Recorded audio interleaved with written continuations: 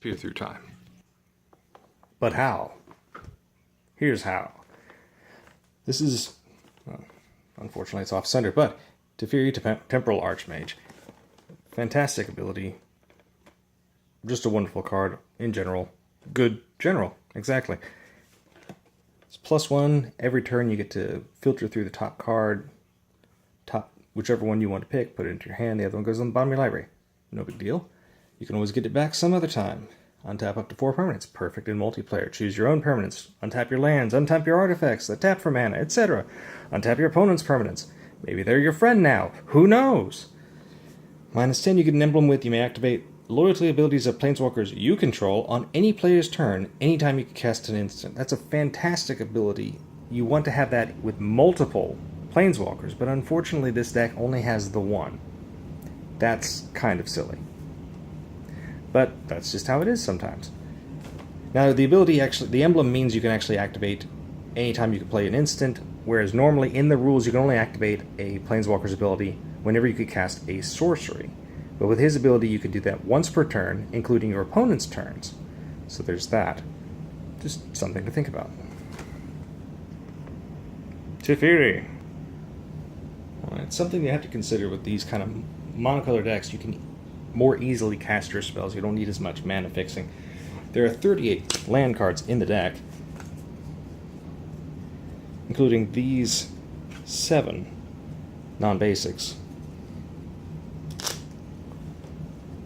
Obviously you don't need the plain basic lands for much, but they're very useful, and of course this deck works very well with them. Myriad Landscape. It's actually the type of card that if you got it early, it's on par with a soul. Well, you know, it's on par to me with a Soul Ring. You get mana advantage.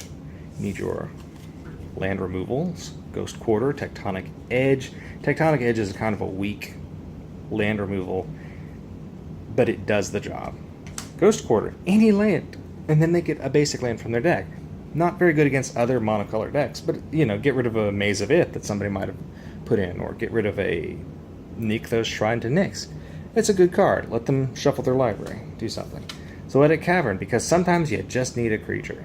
But actually a fun thing about this, you can actually morph it into play on turn 3 after you've already played a land, or whenever you need to, and you get a land advantage. The next turn you could just pay the 2, and it's like you played an extra land the turn. But that doesn't actually trigger landfall or anything, but it's still a good card. You draw these late, you can cycle them out to draw extra cards. That's a thing. You know, in blue, you're going to be drawing lots of cards. That's what you want to do. That's how you get your advantage. Make sure you have more card advantage than your opponent. So, 38 lands. That's not too bad. But what's the rest of the mana base? So as far as mana base goes, you get cards like the ones that tap for mana immediately, give you color mana, colorless that you can kick and blow up, make things cost less, or you get mana that has an extra hidden ability that might be useful. These kind of cards are very nice, and obviously in a deck like this you're actually going to need quite a bit of mana to cast all your spells. It's something Blue has figured out. It can't outright remove everything. It doesn't just win the game with brute force. Instead, it just has to mentally overpower whatever the obstacle is. You have to put all of that, well, energy into it. Sometimes you can use brute strength, sometimes you use technique. I guess you're using a little bit of technique here. But, you know, some interesting abilities. Quintessential Soul Ring, Worn Power Stone are really nice. I'm glad they reprinted this. More people should know about this card. 3 to get out, taps for 2, comes into play tap. That kind of ability, when compared with Urgolem's Eye or Sisay's Ring, you look at it and think, okay, so the difference is this coming into play tap made it cost 1 colorless mana less. But then you look at this and say, well, this costs 4 and taps for 2. That's amazing. And then you look at this card and say, wow, this costs 4 and taps for 3. What? It's not even rare. What is going on here? And then you get over just costly but useful removal cards. Unstable Obelisk. Most of the decks get this kind of effect, and it's when you look at card design that you look at what it takes to get rid of something. Spine of Ish-Sa. for example. This is 3 to get out, taps for a colorless mana. No problems. That's kind of what Worn Powerstone does.